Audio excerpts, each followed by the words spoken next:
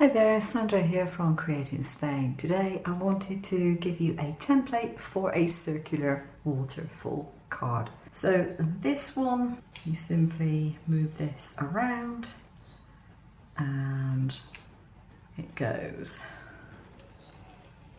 around like so. And you have this kind of waterfall effect.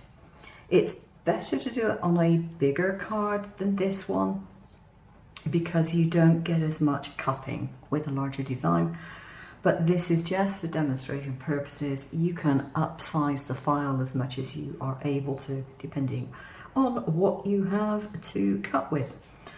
So yeah, it's a fun design, and I put fish on one side,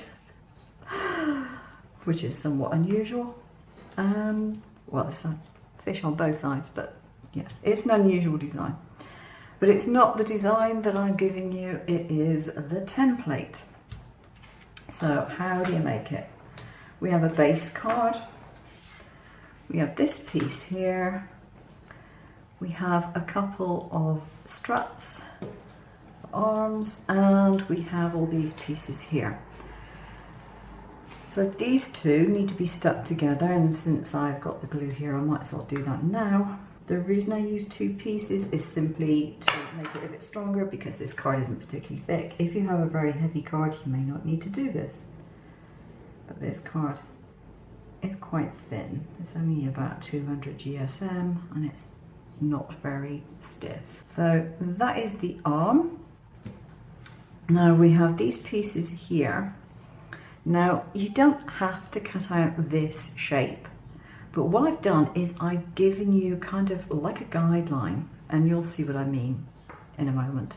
So this one here, you want to work on the wrong side eventually, but you'll notice I've got score marks on here, so I have to do this from this side to start with, because otherwise I can't see the score lines.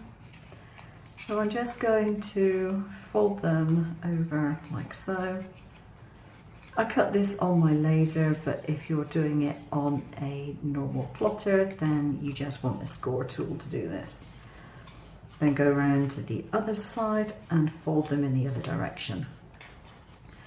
Now, if you're going to be making this, I suggest that you do use a bone folder. I'm not going to bother because this is only for demonstration purposes, but it does make it work a lot better if they are folded over and properly pressed flat.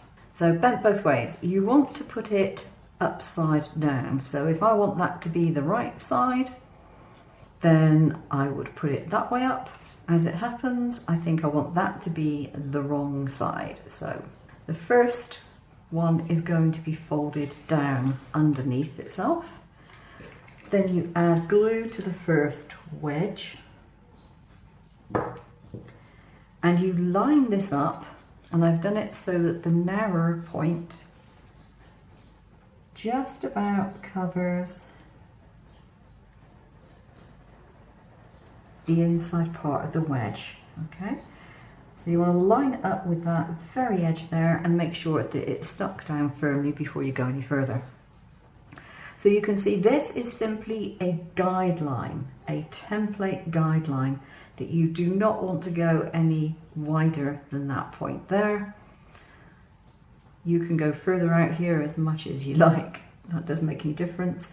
And you want a flat edge for lining up on here. So if you've got a particular design in mind, try and make sure it's suitable to have a flat edge. Once you have that one stuck on, you open out that bit, you fold that underneath, you then put glue on this one, take another piece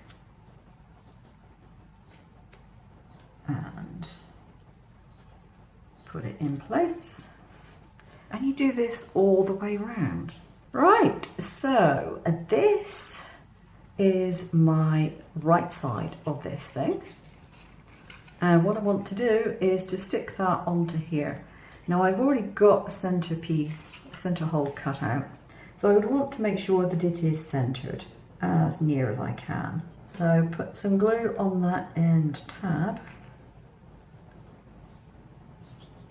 This one here.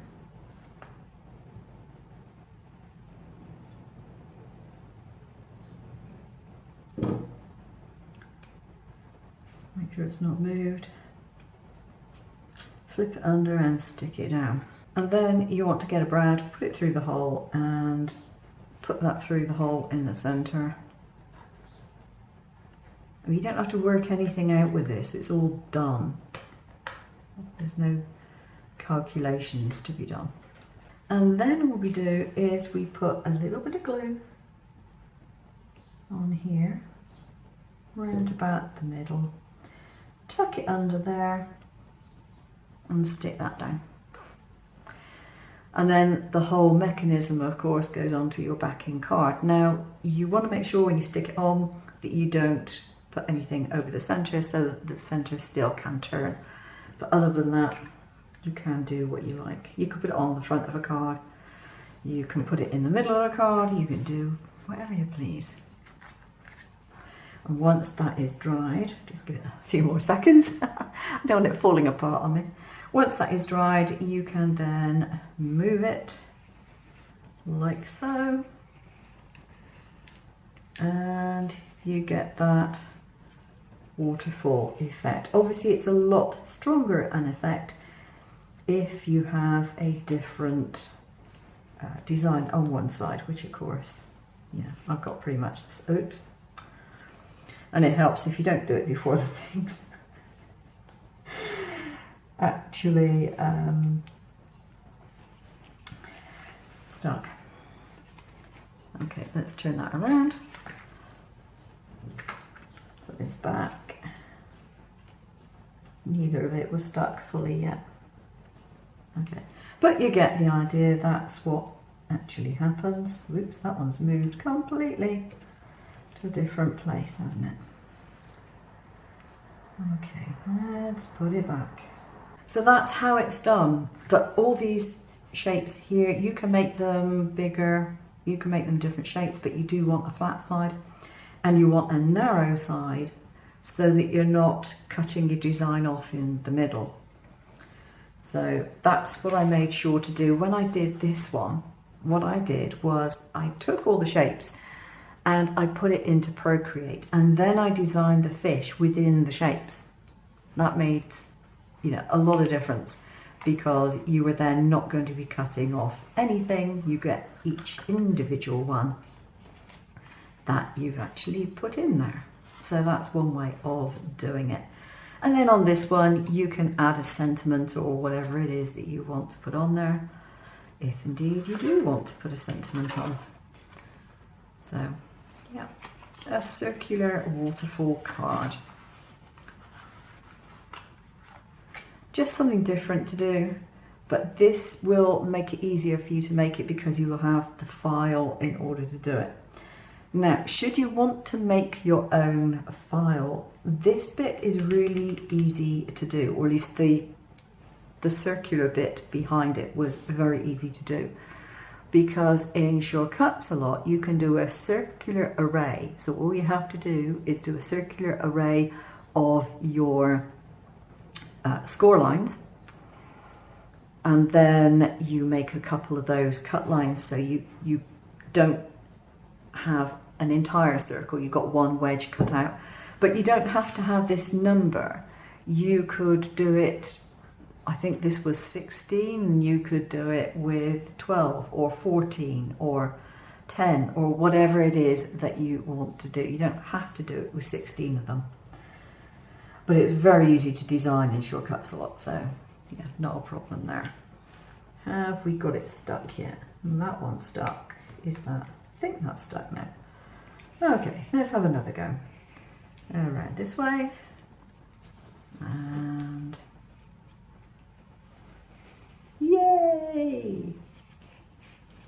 There we go. Completely around, as indeed it should be. And now we see the other side. And so it definitely helps if you've got a higher contrast, but I'm doing this just as a prototype version to go in my stash along with my pop-ups and things. so that I know how it goes together, how it works, and yeah, for future reference, just like this video is for you. Hope you've enjoyed it. I'll see you again soon. Take care now. Bye.